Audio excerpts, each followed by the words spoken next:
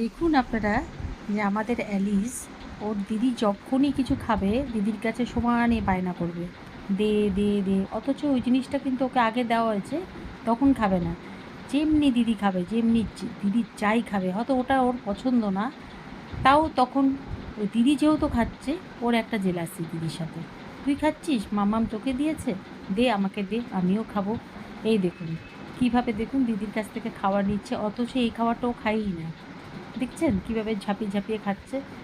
এটাই কিন্তু বাচ্চাদের নিয়ম, সে ডগি হোক বা মানুষের বাচ্চা হোক, সবাই কিন্তু একই। এরা একদম বাচ্চাদের মতন, এরা কিছু বোঝে না, এরা মুখে বলতে পারে না।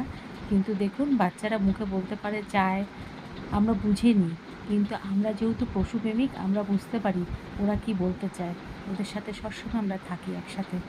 তাই আমি আজকে কিছু ওর দুষ্টুমি বা ও খেতে চায় না, নিজে ওই জিনিসটা ওকে দিলে, যেহেতু দিদি খাচ্ছে, দিদির কাছে কেমন বায়না করছে।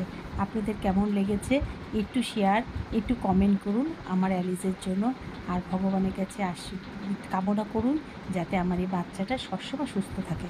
আর এই ভিডিওটা যদি আপনাদের ভালো লাগে তাহলে লাইক, কমেন্ট আর সাবস্ক্রাইব করে দিন প্লিজ।